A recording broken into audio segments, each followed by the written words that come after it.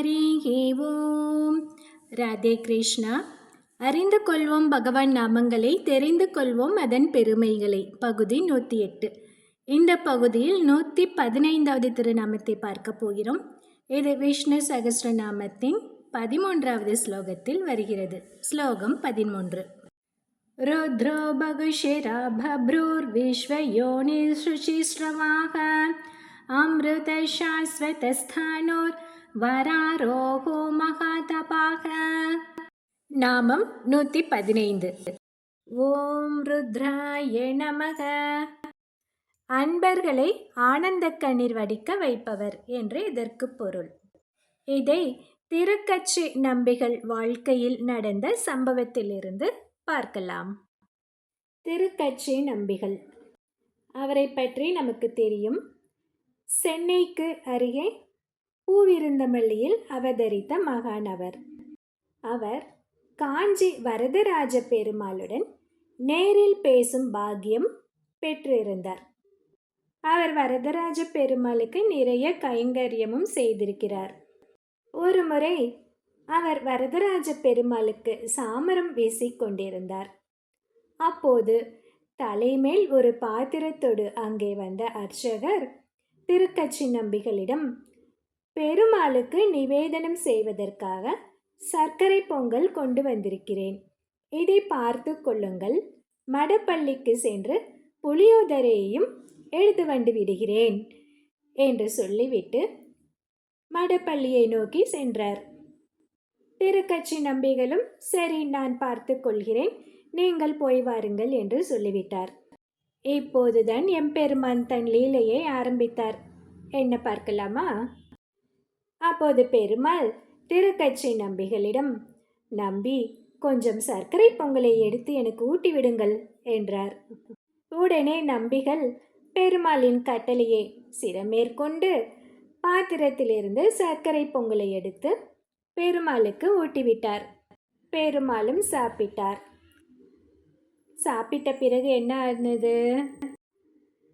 ஆஹா, நன்றாக இருக்கிறதே, இன்னும் கொஞ்சம் தாருங்களேன் என்று கேட்டார் பெருமாள். சரி என்று நம்பியும் மீண்டும் எடுத்து ஊட்டினார். இப்படியே பெருமாள் கேட்க நம்பிகள் ஊட்ட பாதி பாத்திரம் காலியாகிவிட்டது. அப்போது புளியோதரையுடன் அங்கே வந்தார் அர்ச்சகர்.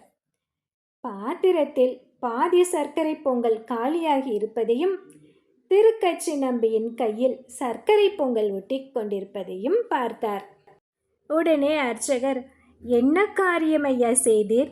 பெருமாள் உண்ட மிச்சத்தை சாப்பிட வேண்டிய நாம் அவருக்கென்று வைத்த பிரசாதத்தை சாப்பிடுவது நியாயமா என்று கேட்டார். அப்போது நம்பிகள் பதறிப்போய், சுவாமி, அடியேன் எதையும் சாப்பிடவில்லை, பெருமாள் தான் கேட்டார், அவருக்கு ஊட்டிவிட்டேன் என்றார் நம்பிகள். யார்தான் நம்புவார்கள் இதை? அர்ச்சகர் சொன்னார், இது என்ன புதுக்கதை? பெருமாள் என்றைக்கு ஐயா சாப்பிட்டிருக்கிறார்? நீர் சாப்பிட்டு விட்டு அவர் மேல் பழி போடாதீர் என்று சொன்னார். இங்கே இப்படி வாக்குவாதம் நடந்து கொண்டிருக்க இந்த செய்தியை கேள்விப்பட்ட கோவில் அதிகாரிகள் அங்கே வந்தனர். பெருமாளுக்கு என்று வைத்திருந்த பிரசாதத்தை நிவேதனம் செய்வதற்கு முன் எடுத்து உண்ட திருக்கச்சி நம்பிகள் இனிமேல் கோவிலுக்குள்ளேயே வரக்கூடாது என்று தீர்மானம் நிறைவேற்றி அவரை வெளியேயும் அனுப்பிவிட்டார்கள். நம்பிகள் என்ன செய்வார்? அவரால் எதையும் செய்ய முடியவில்லை. வருத்தத்துடன் வீடு திரும்பினார். இந்த செய்தி ஊர் முழுவதும் பரவியதால் மக்கள் அனைவருமே திருக்கச்சி நம்பிகளை பலவாறு வசைபாடத் தொடங்கினார்கள். எல்லா இடத்திலும் நடப்பதுதானே. தீர விசாரிக்கும் முன் பிறரை வசைப்பாடுவது வழக்கம்தானே. அதே போல்தான் அங்கும் நடந்தது. அப்போது நம்பிகள் பகவானிடம் சொன்னார். என்ன சொன்னார் தெரியுமா? வரதா, மக்கள் என்னை ஏசுவதை பற்றி கூட எனக்கு கவலை இல்லை. ஆனால் இப்படி ஒரு லீலையை நீ செய்துவிட்டு நான் உனக்கு செய்து வரும் தொண்டை நடக்க விடாமல் செய்துவிட்டாயே என்று பெருமாளிடம் மனம் உருகி வேண்டினார். இப்படியே சில நாட்கள் கடந்தன. சில நாட்கள் கழித்து திருமலையிலிருந்து சில பக்தர்கள் வரதராஜ பெருமாளுக்கு 100 கங்காளம் பொங்கலும் 100 கங்காளம் புளியோதரையும் சமர்ப்பிப்பதாக வேண்டிக் கொண்டிருந்தார்கள். அந்த பிரார்த்தனையை நிறைவேற்றும் பொருட்டு கோவிலுக்கு வந்து பிரசாதத்தை வரதராஜனுக்கு சமர்ப்பிக்கையில் பெருமாள் அர்ச்சகரிடம், திருக்கட்சி நம்பிகளை வரச் சொல்லுங்கள், அவர் வந்தால்தான் நான் நிவேதனம் கண்டருள்வேன் என்றார். அனைவருக்கும் ஆச்சரியம். ஆஹா, இது என்ன என்று. சரி, பெருமாள் சொல்லியிருக்கிறார் அல்லவா. வேறு வழி இல்லாமல் பூவிருந்த வழியிலிருந்து திருக்கட்சி நம்பிகளை காஞ்சிக்கு அழைத்து வந்தார்கள். அங்கே பகவானிற்கு முன் 100 கங்காளம் பொங்கலும் 100 கங்காளம் புளியோதரையும் இருந்தன. திருக்கட்சி நம்பிகளை கண்டதும் வரதராஜ பெருமாள், இவர் மட்டும் என்னுடன் இங்கே இருப்பார், மற்ற அனைவரும் இங்கிருந்து செல்லுங்கள், நாங்கள் ரகசியமாக பேசிக்கொள்ளப் போகிறோம் என்றார்.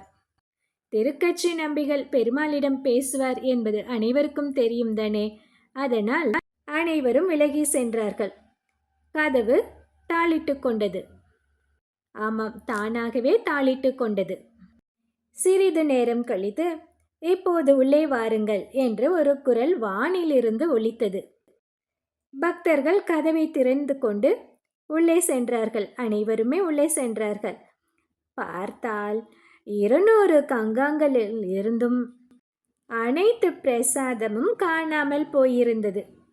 அனைத்தையும் உண்ட களைப்பில் வியர்த்து போயிருந்த வரதனுக்கு திருக்கட்சி நம்பிகள் சாமரம் வீசிக்கொண்டிருந்தார்.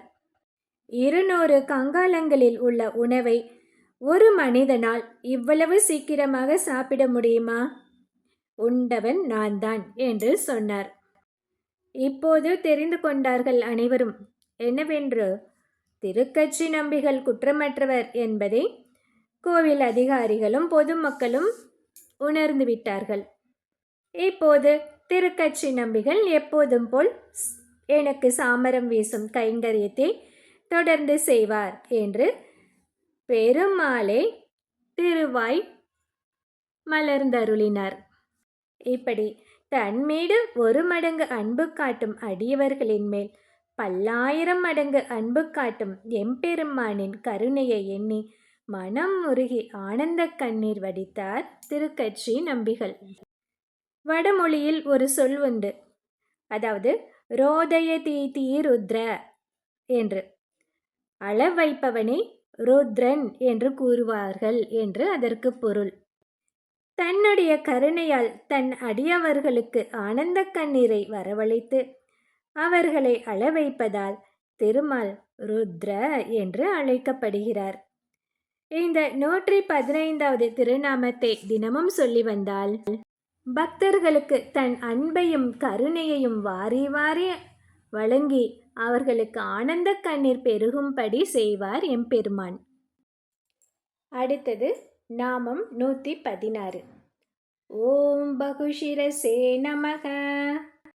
இதை அடுத்த பகுதியில் பார்க்கலாம். ஹரி ஓம்.